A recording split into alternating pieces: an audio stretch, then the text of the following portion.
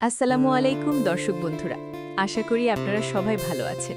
আজকে আবারও চলে এসেছি ইগল টিমের অত্যন্ত জনপ্রিয় ইসলামিক ধারাবাহিক নাটক বদসুরত নিয়ে নতুন একটি আপডেট ভিডিও নিয়ে।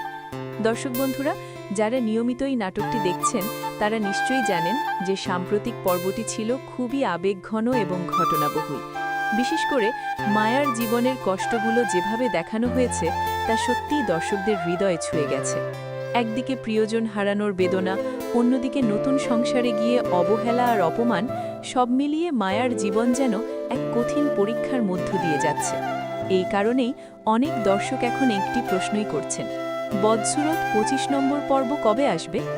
আজকের ভিডিওতে আমরা জানব সেই সম্ভাব্য সময় সম্পর্কে, আর সাথে একটু আলোচনা করব আগের পর্বের কিছু গুরুত্বপূর্ণ মুহূর্ত নিয়েও।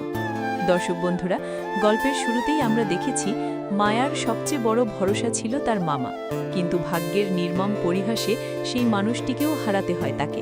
মামার মৃত্যুর পর মায়া একেবারে অসহায় হয়ে পড়ে।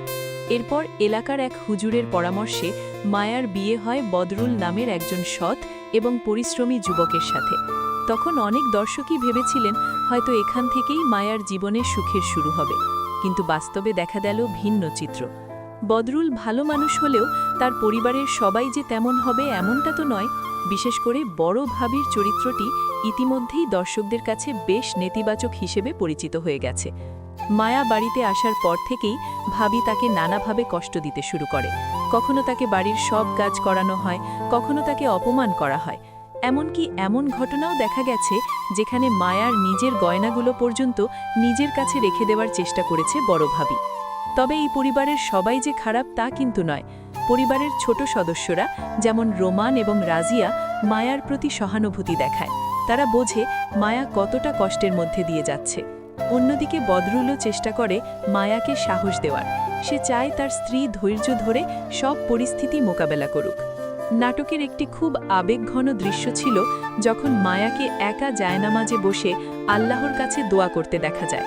সেই দৃশ্যটি অনেক দর্শকের মনকে নরম করে দিয়েছে। দর্শক বন্ধুরা, আগের পর্বের এই ঘটনাগুলো দেখেই বোঝা যাচ্ছে গল্পটি এখন ধীরে ধীরে একটি গুরুত্বপূর্ণ মোড়ের দিকে এগোচ্ছে। কারণ নাটকের শেষ দিকে দেখানো ছোট্ট প্রোমোতে এমন কিছু ইঙ্গিত দেওয়া হয়েছে যা সামনে বড় পরিবর্তনের ইশারা দেয়। প্রোমোতে দেখা যায় বড় ভাবি হঠাৎ করেই অসুস্থ হয়ে পড়েছে এবং তাকে খুব কষ্টে থাকতে দেখা যায়। অনেক দর্শকই মনে করছেন হয়তো এতদিন যে অহংকার আর অন্যায় সে করেছে তার ফল এখন সে পেতে শুরু করেছে। আবার অন্যদিকে পরিবারের ভেতরেও নতুন একটি রহস্য তৈরি হয়েছে। জামাল হঠাৎ করে কাজী ডাকতে বলেছে, কিন্তু কেন কাজী ডাকতে বলা হয়েছে সেটাই এখন বড় প্রশ্ন হয়ে দাঁড়িয়েছে। কেউ কেউ বলেছেন হয়তো বদরুলের কোনো বড় সিদ্ধান্ত সামনে আসছে।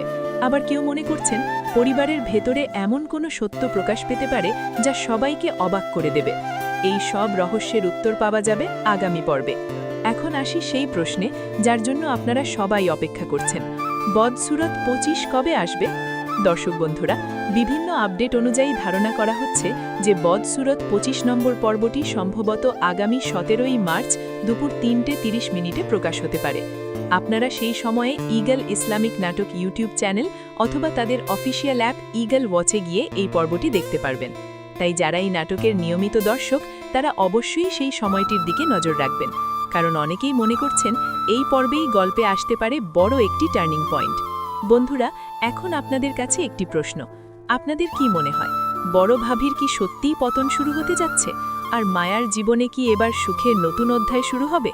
আপনাদের মতামত অবশ্যই নিচের কমেন্ট বক্সে লিখে জানাবেন। ভিডিওটি ভালো লাগলে অবশ্যই একটি লাইক করবেন, আর এমন আরও নাটকের আপডেট পেতে আমাদের চ্যানেলটি সাবস্ক্রাইব করে পাশে থাকা বেল আইকনটি অন করে রাখবেন। আজকের মতো এখানেই শেষ করছি। সবাই ভালো থাকবেন, সুস্থ থাকবেন। আল্লাহ হাফেজ।